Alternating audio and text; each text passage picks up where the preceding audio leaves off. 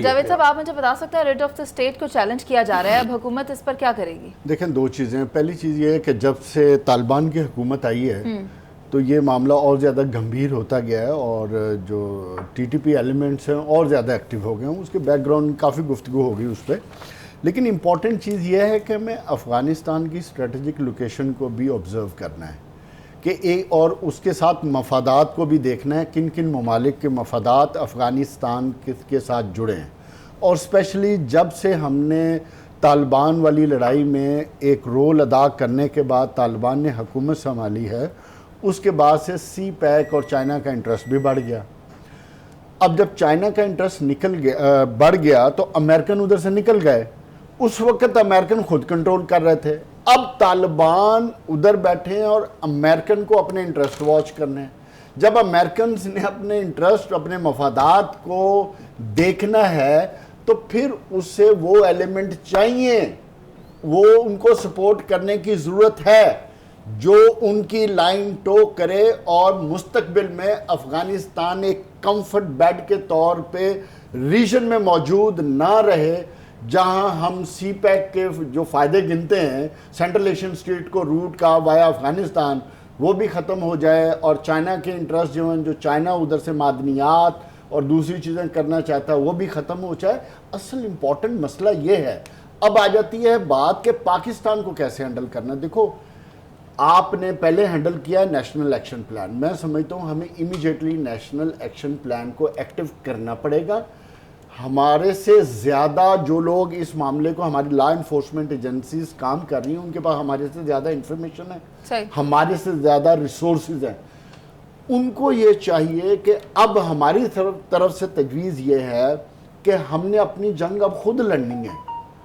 हमें ना तालिबान ने सपोर्ट, हमें डिमांड करती रहनी चाहिए। रबानी खैर इसी कॉन्टेस्ट में विजिट करके आई हैं। हमें इस मामले को देखना पड़ेगा। इंडिया भी नहीं चाहेगा कि पाकिस्तान में स्टेबिलिटी आए, पहले भी वो ये चाहता था, और इसी तरह बाकी जो रीजनल फोर्सेस हैं जो रीजन को पीसफुल नहीं देखना चाहती, वो भी कभी नहीं चाहेंगे कि पाकिस्तान के बॉर्डर बेल्ट और अफगानिस्तान में सिक्योरिटी हो। इसलिए आप देखेंगे दाइश, IS और ये टीटीपी एलिमेंट बहुत एक्टिव नजर आएंगे अभी। आप ठीक है, बहुत शुक्रिया आपका जावेद साहब। पे जा रही है, एक मैं कमेंट जरूर दूंगा जो इफ्तिखार ने बात की है।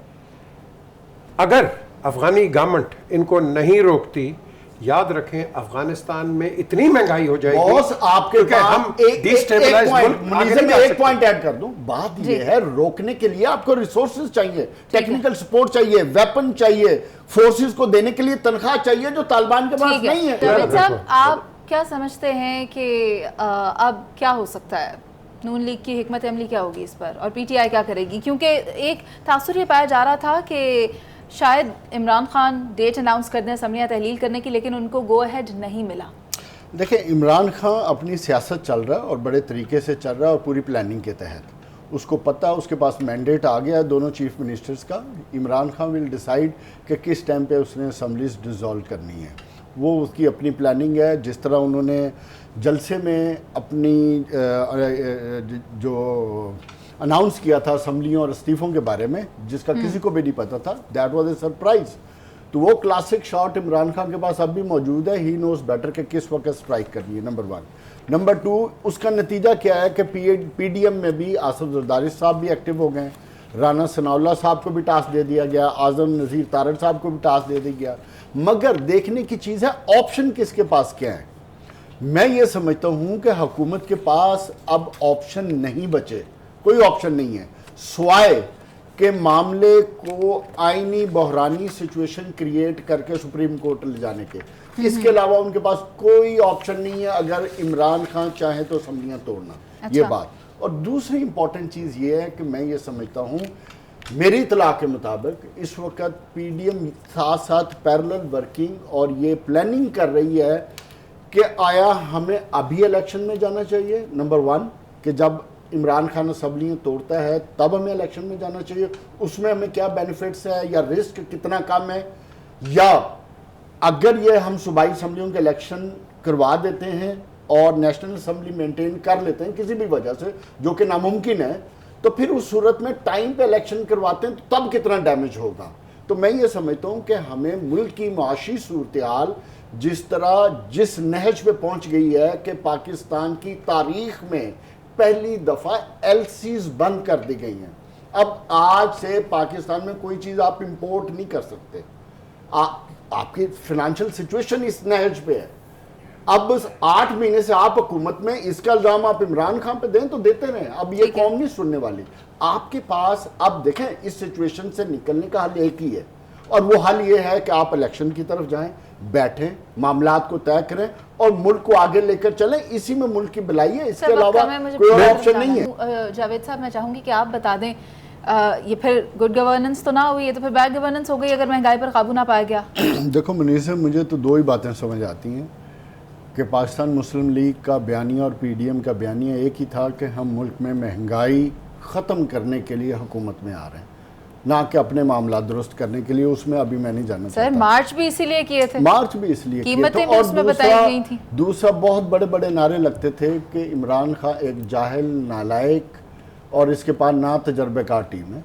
हमारे पास तो बहुत तजर्बेकार टीम है। ये है पाकिस्तान का हशर कि आज पाकिस्तान की तारीख में पहली दफ़ा आपकी एलसीज बंद हो गई हैं। आप एलसीज नहीं खोल सकते। ये है पाकिस्तान की माशी सूरत हाल। क्यों हम इस नहज पे पहुंचे? इसलिए पहुंचे कि हमने माशी फैसले करने की बजाय सियासी फैसले किए। हुकूमत में आए, इमरान खान गंद कर गया, मान गए। इमरान खान बूबी ट्रैप बिछा कर गया, वो भी ठीक बात है। आपने 2.5 महीने क्यों लिए? 350 अरब का मुल्क का नुकसान क्यों किया? आप किसका इंतजार कर रहे थे? आप तो इसी रौले में पड़े रहे, हमने हुकूमत करनी है, नहीं करनी। आपने गवर्नेंस पे तवज्जो ही नहीं दी, महंगाई पे तवज्जो ही नहीं दी। मिफ्ता इस्माइल एक कंटिन्यूटी के साथ चल रहा था, लेकिन आपने कहा नहीं, हम जहाज भेज रहे हैं, जहाज में एक्सपीरियंस्ड आदमी आएंगे, वो आए, आके देख लें जो पाकिस्तान का हशर हुआ। सर जावेद साहब, आज आपके एक लास्ट पॉइंट, आज आपका आईएमएफ आपसे बात करने को नहीं तैयार। जिसकी तरफ चौधरी साहब कह रहे थे इमरान खान कर गया, 8 महीने से तो आपकी हुकूमत है। आज क्यों आईएमएफ आपसे भागा हुआ है? क्यों? कि आपकी कमिटमेंट नहीं है। आप साइन कुछ और करके आए थे और कर कुछ और हैं, आप झूठ बोल रहे हैं। मैं ये समझता हूँ कौम से अब झूठ बोलना बंद करें, माशी इस्लाहत लाने की जरूरत है, लाएं, लेकिन उससे पहले सियासी अदम इस्तेहकाम को खत्म करेंगे तो मामला खत्म करना होगा।